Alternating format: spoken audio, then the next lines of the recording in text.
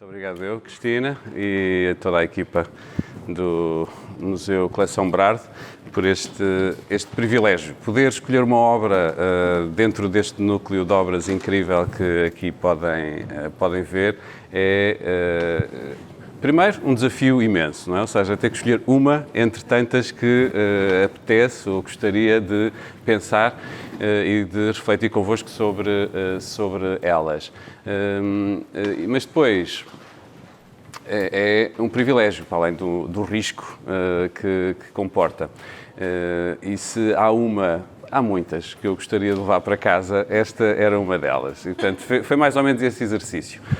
Minto, o exercício teve ainda outro pressuposto, outro critério. Tinha a ver também com o que me tem andado a preocupar nos últimos tempos e para duas exposições em particular. Uma primeira exposição que inaugurou a semana passada na Gulbenkian, que se chama Anna Atterley e o Barroco, e a questão do Barroco levou-me a ter que pensar também a noção do espelho e a questão do espelho. O Barroco implica também uma autorreflexão sobre si mesmo, é uma metalinguagem em alguns casos, vou falar disso daqui um pouco, mas é fácil perceber. Em Velázquez, por exemplo, nós encontramos essa noção da pintura dentro da pintura. Essa ideia de que em muitas obras, por exemplo, do Barroco, o pintor se dá a ver dentro da própria obra ou se reflete dentro da própria obra, até para pensar o seu lugar social. Qual é o lugar do pintor na sociedade, que muda nessa época? Portanto, há um caráter autorreflexivo nas obras do Barroco que me levaram a pensar também a questão do espelho, que, aliás, se pensarmos bem, é usada em muitas obras depois da arquitetura barroca. Todos conhecerão ou se lembrarão, por exemplo, da Sala dos Espelhos de Versalhes. O uso do espelho para aumentar o espaço, para desconstruir o espaço, é também qualquer coisa que neste período é muito, muito importante. Só uma última referência dessa época, em que essa noção de espelho é muito divertida também, ou seja, essa autorreflexão da obra sobre si mesma, que é Cervantes, quando escreve o Dom Quixote, coloca o livro do Dom Quixote dentro do livro do Dom Quixote. E, portanto, essa ideia quase do mise en abîme, não é? Ou seja, de um abismo em que o Cervantes coloca um outro escritor a escrever uma obra sobre Dom Quixote e que não é a verdadeira obra de Dom Quixote, é uma reflexão também, é um jogo de espelhos, nesse sentido autorreflexivo. Portanto, para essa exposição, a noção de autorreflexão das obras de arte era importante. E para uma outra que vai abrir na próxima semana, que se chama precisamente Do Outro Lado do Espelho, que tem no título logo uma referência à Alice no País das Maravilhas e à Alice do outro lado do espelho, uma exposição comissariada por Maria Rosa Figueiredo, na Gulbenkian, para a qual escrevi um texto para o catálogo que me levou também a pensar muito sobre o espelho na obra de arte e sobre o que é o espelho, não só na obra de arte, mas também metaforicamente na filosofia, por exemplo. E algumas dessas reflexões então trago aqui. Porque esta obra é para mim das mais interessantes para pensar esse caráter autorreflexivo da própria obra de arte. O que é que eu quero dizer com isto? A capacidade da obra se pensar a si mesma. E neste caso, neste núcleo em particular, naquilo a que chamamos a pop art, em que aquilo que interessava aos artistas era também a noção de superfície, a noção da superfície que encontramos nos jornais, que encontramos publicada nos livros, a noção de superfície que encontramos nas caixas dos supermercados, nas caixas dos produtos dos supermercados e por aí fora. Warhol é um exemplo disso, não é? Ou seja, a noção da superfície até repetida à exaustão. Lichtenstein também me interessava muito a superfície, mas a determinada altura pinta uma série de espelhos.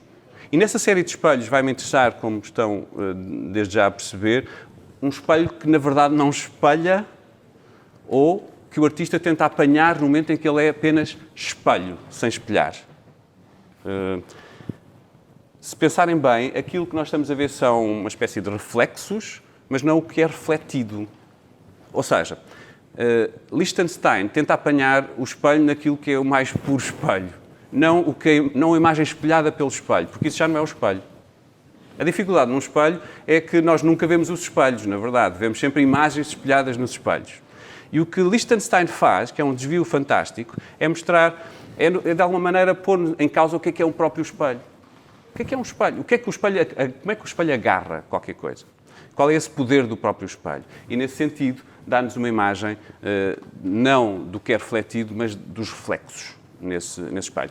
Eu julgo que qualquer um de nós compreende que isto é um espelho, ou consegue apanhar a ideia de espelho aqui. Se Lichtenstein tivesse ali pintado o que o espelho refletia, não é? Ou seja, a imagem no espelho era uma imagem, deixava de ser um espelho. E, portanto, como ele pintou muitos outros, ele tem vários espelhos na sua obra em que há pessoas a verem-se ao espelho. Nós aí compreendemos que há um espelho porque há alguém que está fora do espelho e que se está a ver ao espelho, por exemplo, que tem o espelho na mão. Aqui não temos mais nada a não ser o reflexo do espelho. Só antes de entrar num aprofundamento sobre esta série de Mirrors, vale a pena dar algumas questões biográficas sobre Lichtenstein, que aliás encontram logo aqui, Estados Unidos da América, 1923, 1997, tem logo uma indicação que, se viram bem, é quase todo o século XX, não é? Dos anos 20 até aos anos 90 do século XX, ele atravessa este século, e a peça chama-se Mirror 1971. Portanto, estamos no princípio dos anos 70, neste culminar da pop art e da importância da pop art. Nova-iorquino, apaixonado pela pintura de Picasso. Há, aliás, uma história curiosa com Lichtenstein. Lichtenstein foi para a Segunda Guerra Mundial, teve a lutar na Segunda Guerra na Europa, veio para a Europa e, a altura, está em Paris. Tinha esta paixão antiga por Picasso e foi até à casa onde Picasso vivia, mas depois acobardou-se e não teve coragem para tocar à porta. Ou seja, ele diz que nunca mais... ou seja, toda a vida se arrependeu, no fundo. Nunca se desculpou de não ter tido coragem para tocar verdadeiramente à porta naqueles idos anos 40, onde ele era um jovem que admirava Picasso, mas que não teve coragem para conhecer pessoalmente. Até os anos 60... as obras de Lichtenstein são, antes de Lichtenstein ser Lichtenstein, o que nós conhecemos hoje, as obras são muito dispares, ou seja, tem alguma pintura que é muito próxima de Degas, tem outra muito próxima de Picasso. Percebemos que há várias fases da obra de Lichtenstein, até chegar a um momento em que era pai de 2 filhos, portanto tinha que encontrar outras formas de ganhar a vida que não fosse apenas a pintura, que não lhe dava muito dinheiro, portanto era professor, fazia design gráfico, e a presença dos filhos não é ao acaso que hoje chama a atenção. É porque é o desafio que um filho vai fazer, que vai mudar toda a vida de Lichtenstein e, de alguma maneira, também a arte ocidental. Um filho de Lichtenstein, a ver uma vez um livro de banda desenhada do Mickey, diz ao pai, o filho acho que tinha 6 anos, diz ao pai que ele não era tão bom pintor como o que fazia os desenhos do Mickey, ou seja, como o Disney, ou neste caso, que fazia os cómics da Disney. O filho diz-lhe, isto é que é pintura, não é? Isto sim é que é boa pintura, não é? Passou por uma fase de expressionismo abstrato, ou seja, estava nessa fase, nessa altura, sem ir a lado nenhum, na verdade, e ele então resolve fazer, na brincadeira, para o filho, uma das quadrículas daquela banda desenhada, que é o Mickey. Era um gag, ainda por cima, uma brincadeira. Era o Pat Donald e o Mickey. E o Pat Donald, a atirar a cana de pesca para a água, fica preso nas próprias penas, no rabo, e diz, apanhei um grande, assim, uma coisa deste género. Portanto, pega num gag divertido, portanto, retira uma parte de uma banda desenhada pré-existente, ele não inventa, em que mistura texto e imagem, tal como na banda desenhada, e ao olhar para a obra, de facto, aquilo começa a bater, a criar ali umas campainhas a tocar e perceber que ele chegou a um sítio que nunca teria chegado antes e até sem esse desafio. E chegou a um sítio em que começa a pensar sobre o poder da imagem e qual é o papel da imagem na sociedade contemporânea. Qual é o lugar da imagem na nossa sociedade? Vejam, a banda desenhada existia, ele, como miúdo, nos anos 20, 30, tinha lido muita banda desenhada, foi o grande epocador da banda desenhada, os anos 30, com grandes séries e muito importantes. Ele conhecia a banda desenhada, mas a partir daquele momento passou a olhar não apenas para a banda desenhada, mas para a publicidade com outros olhos, para as imagens publicitárias com outros olhos. E aquilo que vamos encontrar depois é isso, é um retomar, um bocadinho retomando também, temos aqui um Duchamp, não muito longe daqui, do outro lado temos Duchamp, aquilo que faz, e que vemos também já de alguma maneira com o Andy Warhol, quando faz as Brillo Box, que no fundo é ainda levar mais longe aquilo que Duchamp tinha começado a fazer, ou pelo menos por outro caminho, não sei se mais longe, isso duvido, mas essa reflexão que Lichtenstein faz é também um pouco a mesma, é pegar num ready-made, qualquer coisa que já está feita, uma banda desenhada, ou de uma revista ou de um jornal, e não por acaso a revista e o jornal, o BD, interessa aqui, porque aquilo que ele vai fazer é, de alguma maneira, ao ampliar isso, vai-nos dar a ver também aquilo que aqui vemos também, que são os pontos, que é uma característica da imagem impressa, normalmente impressa num papel barato, acessível, que era uma forma também de poupar dinheiro. Em vez de ter uma mancha contínua, os jornais, em vez de usarem a mancha contínua, ou as revistas, em vez de usarem uma mancha contínua, usam uma mancha em pontos. Já viram? Poupa-se metade da tinta, não é? Ou seja, se em vez, ou mais de metade da tinta, se em vez de ter sempre tinta, tiver só pontos. E o que ele faz é ampliar isso e até dar a ver também esse sistema económico da produção das próprias imagens e como é que as imagens nos chegam e dá-nos a ver, afinal, aquilo que lá está sempre e que nós não vemos. Era feita com pontos. Este desvio vai ser importante, como vão ver. E não por acaso, vejam, alguém que admirava a pintura francesa, como há pouco vos disse, que vinha numa tradição anterior, que chega aos pontos, é alguém que também sabe que existiam os pontilhistas e que já tinham sido trabalhados no século XIX.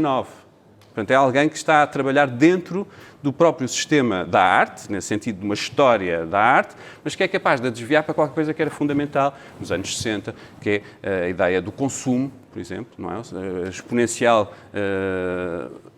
O exponencial desenvolvimento do consumo, dos produtos e da publicidade para poder vender esses produtos. Todos saberão de uma série televisiva que há pouco tempo chamada Mad Men, não é? Ou seja, que é sobre o desenvolvimento da publicidade nesses anos 50, 60.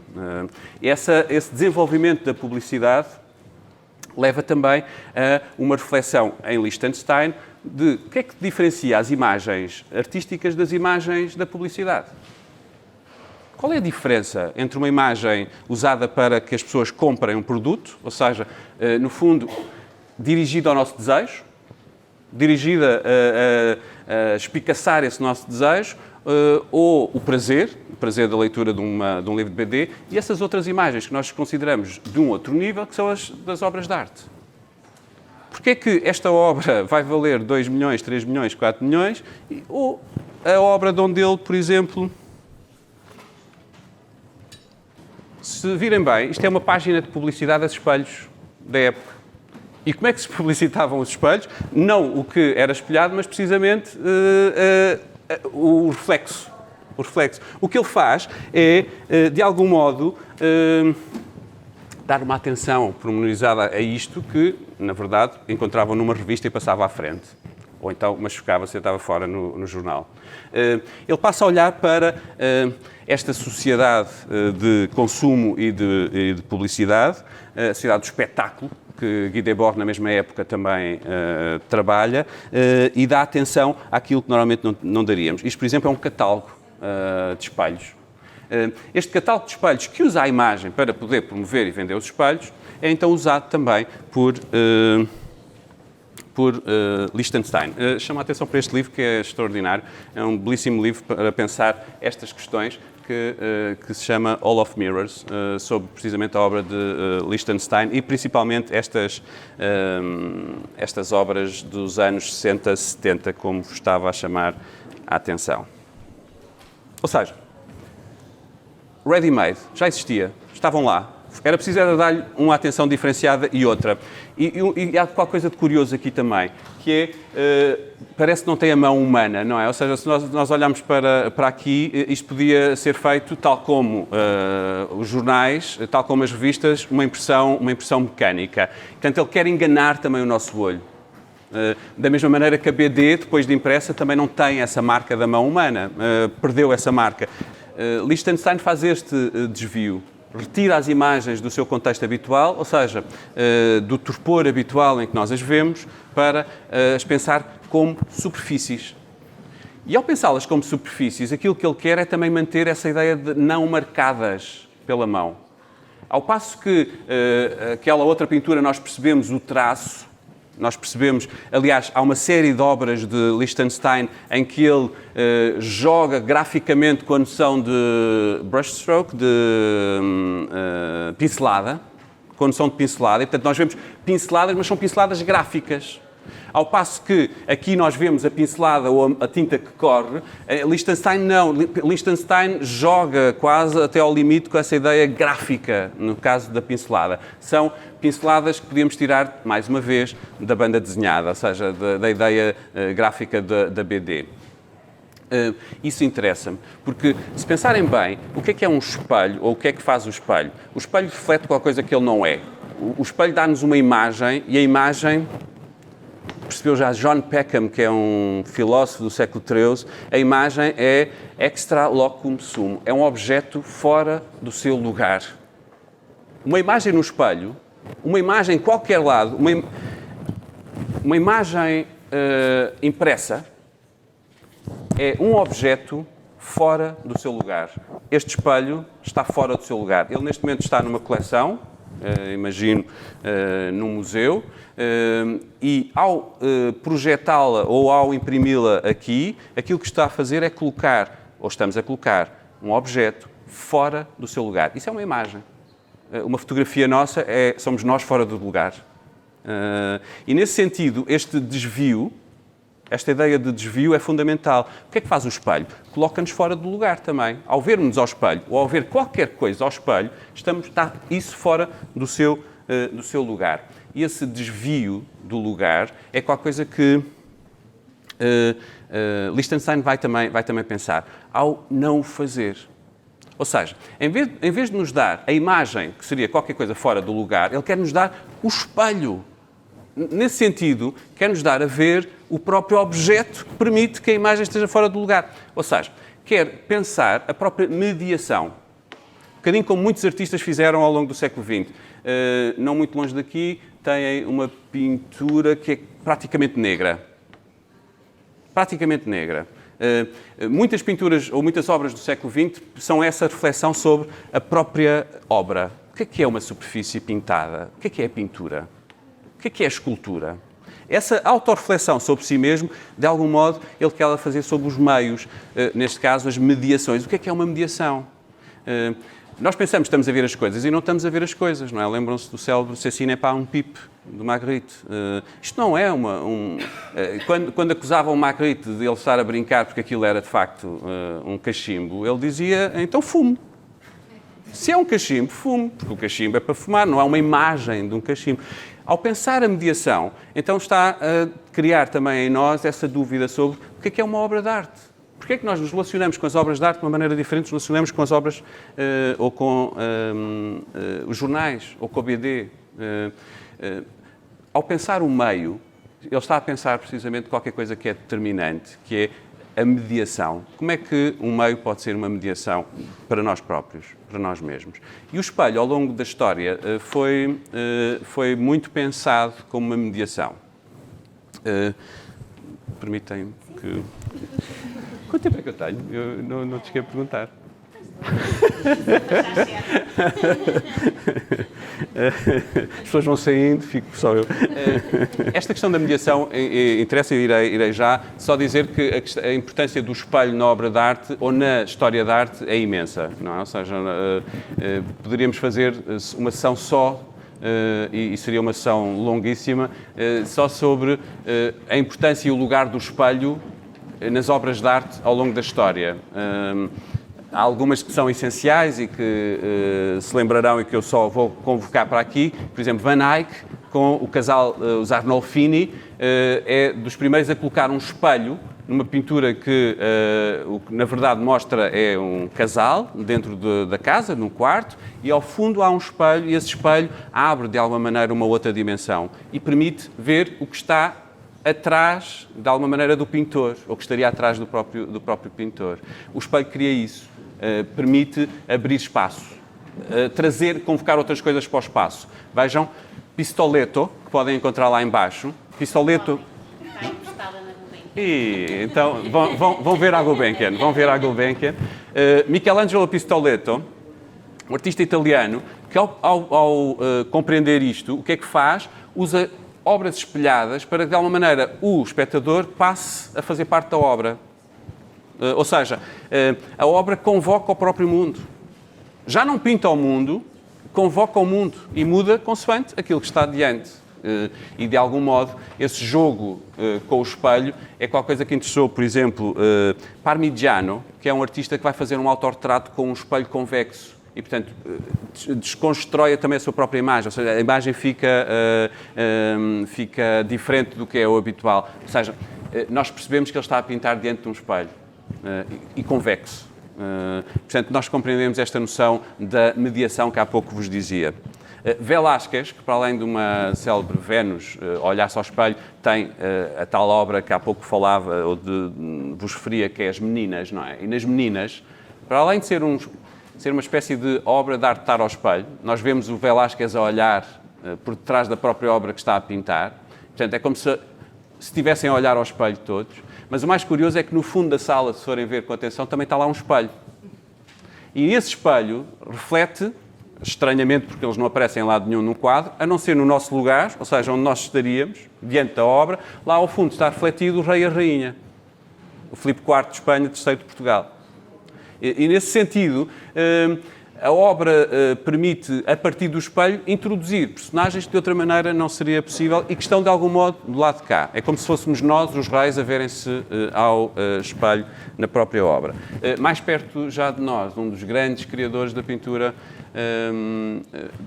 posso já dizer moderna, que é Manet. Manet utiliza várias vezes o espelho. Uma das obras mais importantes é o Bar da Folie Bergère, em que há um espelho desviado, em que, a partir desse espelho, nós vemos a menina atrás do balcão e atrás dela há um grande espelho, e esse espelho é que nos dá a ver o sítio onde nós estamos, no fundo, esse lugar. Mas eu gostava de ir antes. E há um teórico, também artista, chamado Alberti, que no século XVI escreve um tratado chamado De Pittura, sobre a pintura, e nesse tratado faz uma afirmação muito curiosa. Diz que o primeiro dos pintores foi Narciso. O primeiro dos pintores foi Narciso. E a seguir pergunta, e o que é pintura, se não tentar abraçar a superfície da água na fonte? O que é pintura se não tentar abraçar a superfície da água na fonte? Ou seja, o que é pintura se não uma tentativa de apanhar o reflexo num espelho? Apanhar o reflexo no espelho, apanhar a superfície da água, é qualquer coisa que compreendemos também muito bem na obra de Lichtenstein. Lichtenstein tinha uma característica muito curiosa. Quando estava a pintar, olhava para as suas obras a partir de um espelho que tinha no ateliê. Ou seja, pintava e depois ia a um espelho e olhava para a sua obra a partir do espelho. Vejam, se é um artista que quer a superfície, e é a superfície que lhe interessa, ver a sua superfície na superfície do espelho permitia chegar a um lugar que, de outra maneira, para ele não conseguiria. Ou seja, ver a sua obra ao espelho ainda aumenta mais e adensa mais esta característica que Alberti, segundo afirmava, era da própria pintura. O que é pintura? O que é o mundo se não tentar apanhar... Desculpem, o que é a pintura do mundo se não tentar apanhar a superfície da água? Porquê Narciso?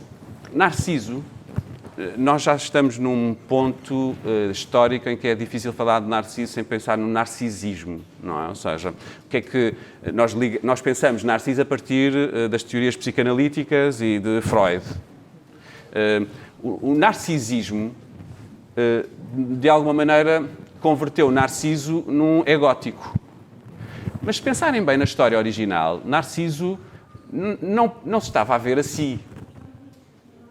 Narciso estava apaixonado por uma imagem que acreditava que poderia ser outra, ao limite. Portanto, Narciso não estava apaixonado por si mesmo, ou melhor, não sabia que estava apaixonado por si mesmo. Estava apaixonado por uma imagem. E é essa imagem que, de alguma maneira, os pintores tentam apanhar. Não precisa de ser a imagem de si, não precisa ser a noção narcísica do pintor narcísico, que tantas vezes associamos, mas essa ideia de tentar apanhar a imagem. Portanto, é uma reflexão também sobre o que é uma imagem, aquela ideia de estar fora do lugar, como há pouco vos dizia, que aqui é colocada quando olhamos o espelho. E o espelho é um exemplo disso. O espelho não são as coisas, são uma imagem das coisas. Não é a realidade, é uma imagem da realidade. E, portanto, o próprio espelho é uma espécie de metáfora da pintura. O próprio espelho é uma grande metáfora para pensar o que é a obra de arte ou o que é a pintura.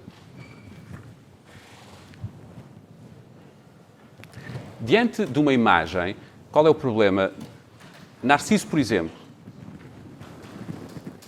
Narciso não compreendeu que a imagem era ilusão, não é? Ou seja, pensou que a imagem era a verdade.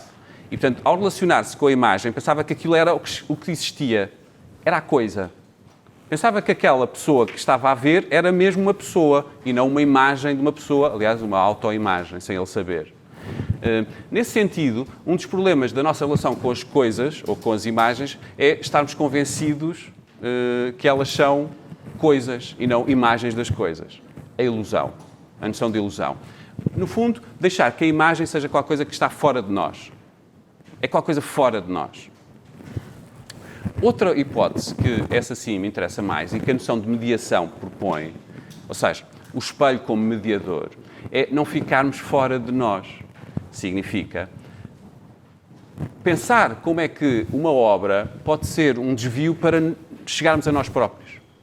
Ou seja, uma coisa é conhecer Liechtenstein, gostar desta obra de Liechtenstein. Outra coisa é tentar perceber como é que esta obra de Liechtenstein nos pode ajudar a compreender melhor a mim próprio, a nós próprios, enquanto até comunidade, até enquanto apreciadores de obras de arte. Percebem? Uma coisa é eu olhar para a imagem e ficar com ela fora e conhecer alguma coisa sobre ela, mas fora. Outra coisa é que a imagem me ajude a descobrir a mim próprio. E, portanto, há uma espécie de saída de nós para regressar a nós, para não ficarmos fora, não morrermos como Narciso nas águas do rio. Ou seja, nós podemos cair no erro de, tal como Narciso, ficar apenas com uma imagem exterior, ou então perceber de que maneira é que aquela imagem é um reflexo também nosso, no sentido de voltarmos a nós, de nos pensarmos melhor a nós próprios e de pensarmos possibilidades em nós que antes não tinha. É fácil de compreender isso não apenas com a pintura, com a literatura. Um grande livro, um extraordinário livro é aquele onde, de alguma maneira, nós nos espelhamos a cada página. Não é? Cada página é um espelho de nós mesmos. Não é apenas um espelho do artista, ou um espelho da intencionalidade do autor. Não, torna-se um espelho para nós. Um espelho não no sentido de nos vermos como somos já, mas também como o que podemos vir a ser. Não apenas o que já temos ou somos, mas também o que podemos vir a ser. E isso eu julgo que é também a grande potência, a grande força das mediações. Já repararam que a noção de autoconhecimento é tantas vezes assim, uma espécie umbiguista de olhar para si mesmo. É olhar para o meu umbigo. O autoconhecimento seria uma espécie de ficar preso a si mesmo, dentro de si mesmo. Aquilo que estou a tentar mostrar, a partir de muitos outros autores que não vos vou amassar agora, é que, de algum modo, a melhor forma de nos conhecermos a nós, às vezes, é sairmos de nós. Em vez de estarmos presos a nós e aos nossos subterfúgios e já pequenos labirintos internos, ou certezas internas, é sairmos de nós para nos conhecermos melhor. E o espelho, nesse sentido, podia ser uma ajuda, uma forma de sair de nós para nos conhecer melhor. Por exemplo, Apuleio, no século II, Apuleio é um retórico, escritor, e que no século II, depois de Cristo, foi acusado coitado, foi acusado pela família da mulher com quem ele casou, pelos filhos da mulher com quem ele casou, de ter casado com ela para ficar com o dinheiro dela. Ela morreu, ela era mais velha, a viúva era rica, ela morre e os filhos dela, para não deixarem dinheiro ao Apuleio, dizem que ele era feiticeiro e casou com ela, era mágico, e casou com ela por causa dos poderes da magia. Qual era a prova que ele era mágico? Tinha um espelho em casa. Tinha um espelho em casa. Ter um espelho em casa era sinal precisamente de qualquer coisa que podia ser tortuosa, porque o espelho, sendo uma espécie de lugar mágico, de lugar onde se pode descobrir outras coisas que não as imediatas, vejam que normalmente as bruxas estão ligadas à bola, não é? Que é um espelho. O que é aquela bola, senão também uma espécie de espelho que deturpa a realidade, não é? Ou seja, há uma deturpação da própria realidade porque ela fica diferente. Não se esqueçam que os espelhos eram espelhos que não são como os de hoje. Os espelhos normalmente eram obscuros, muitas vezes convexos ou côncavos e, portanto, eram espelhos que, de alguma maneira, deformavam o real. Por exemplo, São Paulo, numa das cartas, ao falar da nossa relação com o divino, diz que agora vemos como num espelho. Aqui, no mundo, vemos como num espelho. Significa que não vemos tudo. Ou seja, o espelho é obscuro. E, nesse sentido, o coitado do Apuleio foi acusado por ter um espelho em casa. Então, Apuleio vai a tribunal. E em tribunal diz qualquer coisa de extraordinário. Não se esqueçam, era retórica. Portanto, usa todas as armas da retórica para dizer não, mas o espelho é um grande instrumento moral. Sócrates, o mais sábio dos homens, dizia Apuleio, Sócrates tinha e mostrava que o espelho era um instrumento que qualquer filósofo devia ter. O conhece-te a ti mesmo, não é? O conhece-te a ti mesmo implica ser capaz de se olhar a si mesmo. E por dois motivos. Aqueles que são bonitos por fora, ao olhar-se ao espelho, devem pensar como é que não vão destruir essa beleza exterior com uma espécie de vício interior. Aqueles que são feios por fora, para colmatar essa fealdade exterior com a beleza do interior. Portanto, o espelho deve servir a todos. O espelho devia servir a todos. Curiosamente, porque os grandes símbolos são também coincidência de opostos, e o espelho é um símbolo. Padre António Vieira, alguns séculos mais tarde, no convento de Odivelas, vai fazer um discurso absolutamente notável, um sermão maravilhoso, para as freiras, coitadas, que devem ter assustado terrivelmente, porque o Padre António Vieira começou a dizer: aqui pelo convento, que entra e subrepticiamente vai colocando sem darem por ele, e de certeza que está lá nas vossas celas, lá nos vossos quartos, está um demónio mudo. E quem era o demónio mudo? O espelho. As freiras não deviam ter um espelho, porque o espelho, para além de, como dizia Apuleio, ser uma forma de autoconhecimento, pode ser também uma forma de vaidade. Vaidade das vaidades. E nesse mesmo sermão, o Padre António Vieira avisa, para além de ter cuidado com esse demónio mudo, porque este não fala, nem grita, está lá sossegadinho, basta aproximar-nos dele para a vaidade nos poder atacar, e uma freira não devia ter esses problemas, devia estar dedicada a outras coisas. O Padre António Vieira tem uma frase que qualquer pintor barroco percebia muito bem: mas o que é a beleza senão uma caveira bem vestida?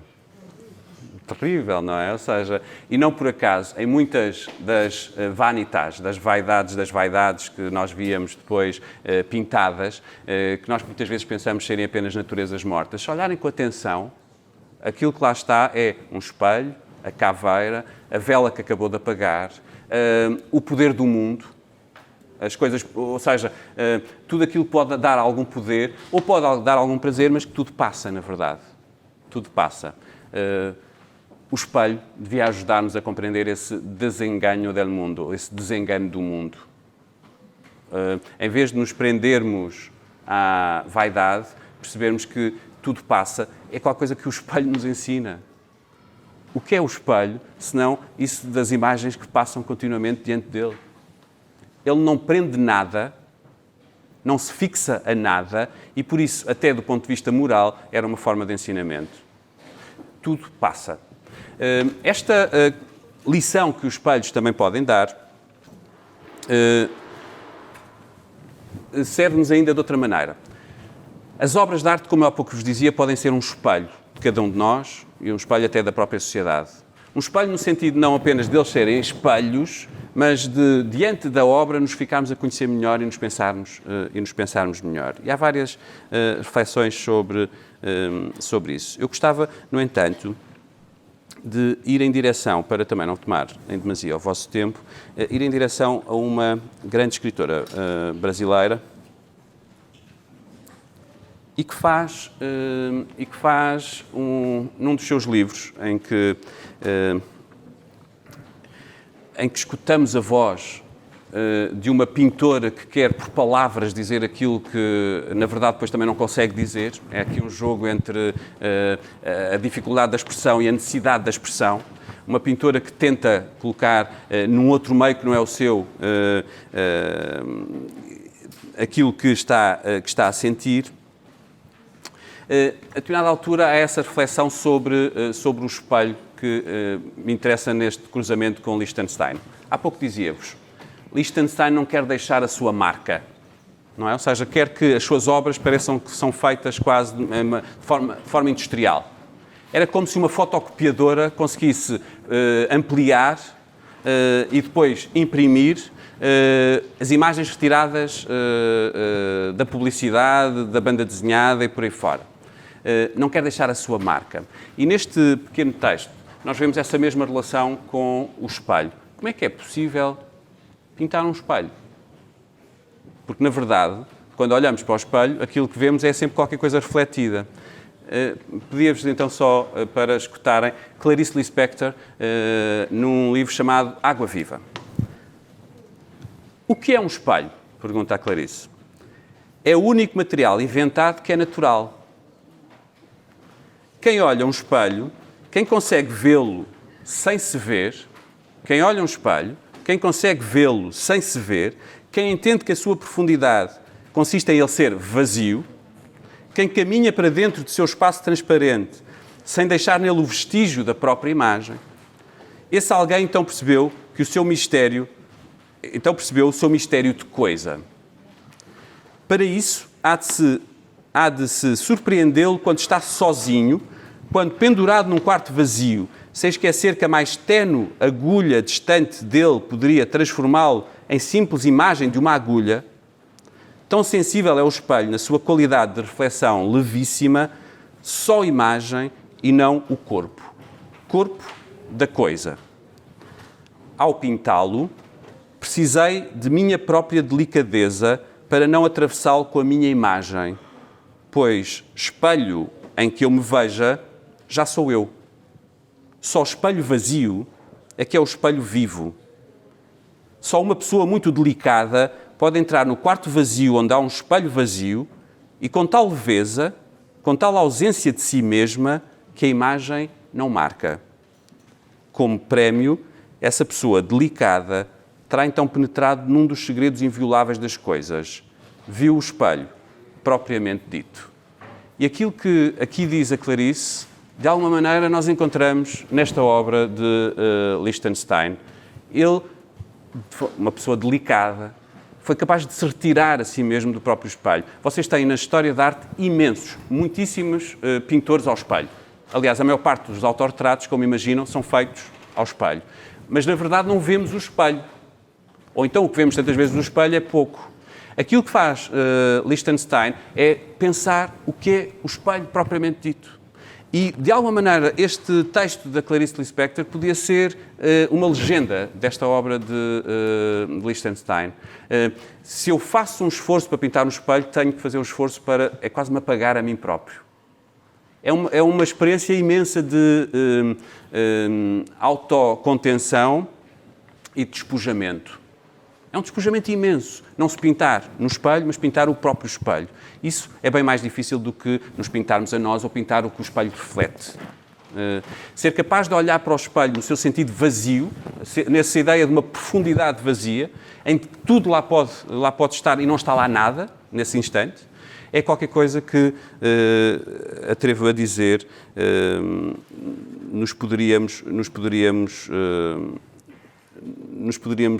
julgo que nós poderíamos juntar claramente estas duas expressões, a escrita e agora esta pictórica. Termino. E descobriu os enormes espaços gelados que ele tem em si, o espelho tem em si, apenas interrompidos por um ou outro bloco de gelo. Espelho é frio e gelo, mas há a sucessão de escuridões dentro dele. Perceber isto é instante muito raro. E é preciso ficar à espreita, dias e noites, em jejum de si mesmo. Esta frase é extraordinária. Em jejum de si mesmo.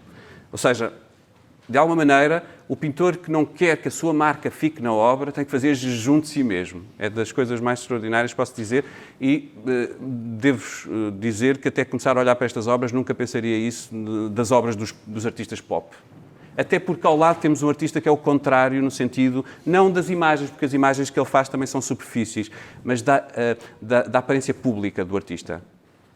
Ou seja, nós pensamos em Andy Warhol e não pensamos num jejum de si mesmo. Pensamos no contrário do jejum de si mesmo. É alguém que continuamente se mostrou a si mesmo. Ou seja, que a própria obra era ele próprio, quase. Não é? Aqui em Liechtenstein temos um percurso completamente diferente. Um percurso em que chegar a este jejum de si mesmo é surpreendente. Em jejum de si mesmo, para poder captar e surpreender a sucessão de escuridões que há dentro dele. Com suas cores de preto e branco, recapturei na tela a sua luminosidade trêmula. Com o mesmo preto e branco, recapturo também, num arrepio de frio, uma das suas verdades mais difíceis, o seu gélido silêncio sem cor. É preciso entender a violenta ausência de cor de um espelho para poder recriá-lo. Assim como se recriasse a violenta ausência de gosto da água. Não, eu não descrevi o espelho, eu fui ele. Muito obrigado pela vossa vinda.